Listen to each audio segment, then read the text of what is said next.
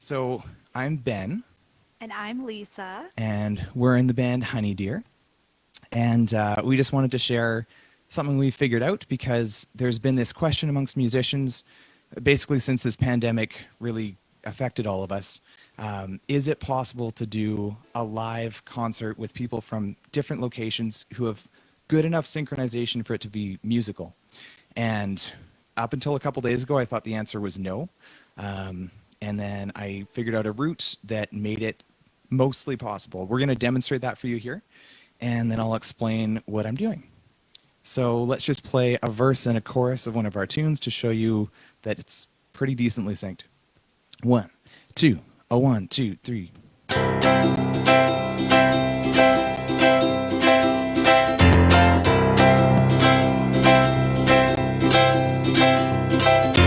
Paintings on caves in the night. Will fire hold back a foe we can't fight? Questions other than words. Where do we go? Tell me, what have you heard? Certain death will come my way. I know that I'll be gone someday. Okay. Certain death will come my way. I know that I'll be gone someday. Okay.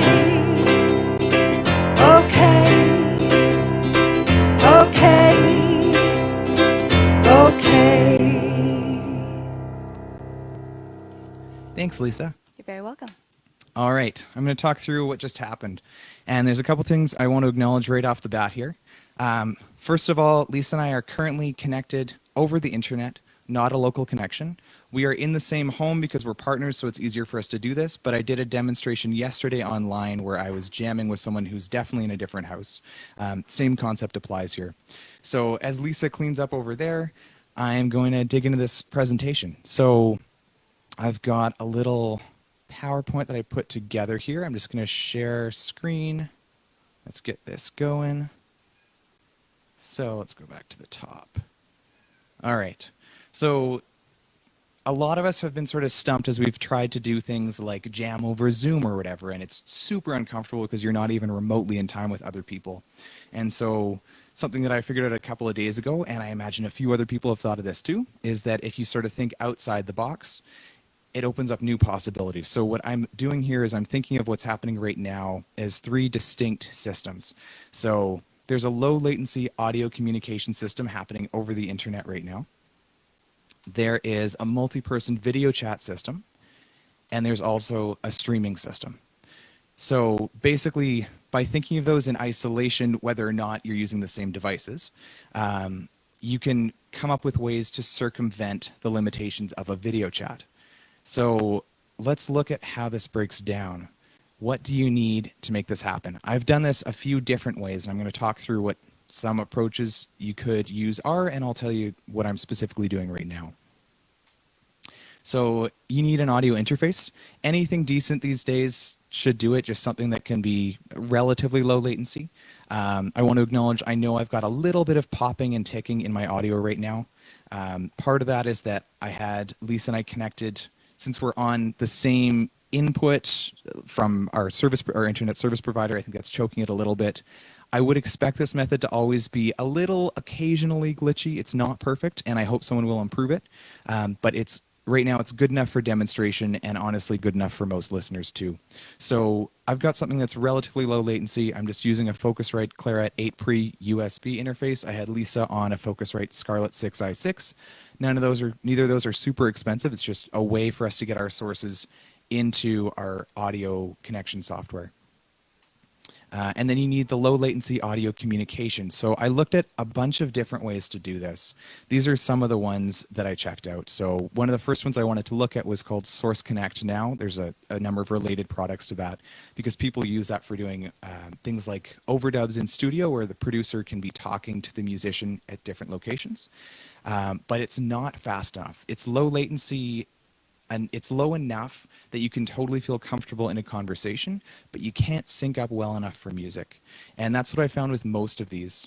There's a couple of interesting alternatives. I've got Jammer and Ninjam on here, which just take completely different approaches where you basically commit to being behind. So they just say, okay, how many chords are in this progression? How many bars, how many beats, whatever, and then it just automatically makes you one cycle behind. So that works if you're doing some sort of ambient jam where you want to keep time with each other. That'll still function, but it doesn't work for a fixed arrangement. So you do need something that's actually low enough latency.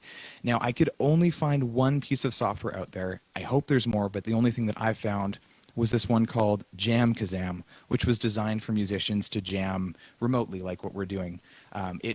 I don't know if they intended to have video integration. I can't tell because honestly, it's a piece of software that seems like it's no longer supported by the company. I don't know how much longer it'll even exist, so you might be able to make use of it, or it might just be a springboard for someone to develop something better.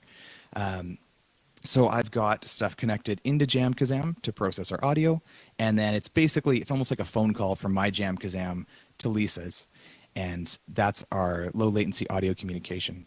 So then you have to have some way for the host person to route it, because since JamKazam is not doing the video right now, I need to get out of JamKazam into whatever is doing the video. You could do some sort of digital option like Loopback or Dante Via, Black Hole. There are tons of things that exist for routing from one application to another, just transmitting audio within your computer. Personally, I didn't yet have success with this because I kept having clocking issues. So what I've done is I'm just using a physical connection, and I'm actually going out of my main interface into a second interface that I have around. It's just a cheap mixer with USB capability. But you should theoretically be able to do this with a virtual connection as well. So I'm sending the audio out of JamKazam with a physical connection into, and sorry, I should say I'm also using some sort of video capture device. In this case, rather than getting particularly fancy with a nice camera and a capture card, or even doing a phone camera with an NDI connection, I'm just using my built-in computer webcam for this demonstration. I was trying to put together things where a lot of musicians have at least most of this gear already. And there's tons of room to make higher quality, whether that's the video. I mean, I don't even have the lighting or the staging that I would prefer for this video. There are things that people can use in all of their streams to improve, and I hope they will. But right now, yeah, I'm just using the webcam. And then you need some sort of multi-person video platform. So theoretically, Lisa and I could have just called each other on Zoom, and she could have just muted her audio, and I would have routed my audio, that's the sound of us jamming, into Zoom. In this case, I opted to use Streamyard because it's both, in this case, a video platform that allows guests, and it's also a streaming service. It's not my favorite option for making a super high production value thing, but there's a lot you can do if you want to even just get nice branding in. And I like that I was able to use free capability today to make this, which is something that other people can access. If you want to use something that's more dedicated, like OBS or Ecamm Live, you can have more power to what you're doing and play more with the audio and video as well. So I'm using Streamyard at the moment, and this is what's actually happening. So I've got my setup. In this case, I'm thinking of myself as the host, and you can see I'm treating it as two distinct systems here. So I've got the first system outlined in red, which is my audio sources, my instrument and my voice connected to an interface going into JamKazam. That's the audio portion. I'm using that to have the audio connection with my bandmate. Then I'm using, in this case, a physical connection to go into a second audio interface. And this could be a second computer if your computer is not very beefy. That's what I did yesterday. At the moment, I'm actually using the same computer.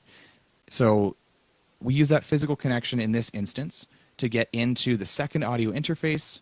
That interface is what's connected to the video call or the streaming software or some combination. Sorry about that. I'm also getting some sort of camera signal into Streamyard. So this is my second system. This is the video-oriented system, and it's going to Facebook right now. Like I said, could be a virtual connection if you can make it work. So now the guest, in this case, I'm thinking of Lisa as the guest. She's also got the system that I've outlined in red, where she's making that sort of audio phone call situation. And then there's no necessary relationship between her audio phone call and what she's using for the video call. So she could be sticking her phone camera on a tripod in front of her, and it's just capturing what she looks like while she's playing. She's connected to Zoom or StreamYard or whatever. And then the key thing is that she has to be muted because we don't want her sound coming in on top of the mix that I'm already feeding. It's going to sound weird. There's going to be delay offsets and stuff. It's just going to be a mess. So mute her, and then the combined multi-person video feed is what goes out live. Another way to do this, which is what I'm actually doing right now, is the computer I've got her set up on is beefy enough that it's running JamKazam and it's also doing the video call in Streamyard. So I want to acknowledge too, I know right now my audio video sync is not great. Right now my audio is ahead of my video. You can see that my lips look late, and I could do a clap test, and it's not as good as it should be if I were trying to make this super professional. You can fix this definitely if you're going through something in the middle of the path that will allow you to delay the audio. So you could be routing your audio virtually through a digital audio workstation, using plugins to delay or whatever. There's tons of ways you can expand on that if you want to put the effort in. You can get quite an involved audio mix going if you'd like. Or you can use something like OBS Studio, which has an offset adjustment available for the audio. I opted not to put the time into doing that for this demonstration because it was a lot of trial and error to get a configuration that was going to be stable enough for this. And I didn't want to take the additional time to do that when I could get this up faster and put the tools in your hands so you can start making cool live streams, or so you can figure out ways to find solutions to the limitations I've expressed here. So that's basically it. That's what I'm doing here. I'm just going to stop sharing here. Oh, there we go. And yeah, thanks for tuning in. Let me know in the comments if you have any questions. And I really hope that you can either figure out a way to do this on your own. Like I said, it's not easy. You're going to need a really fast, stable internet connection. It's got to be wired.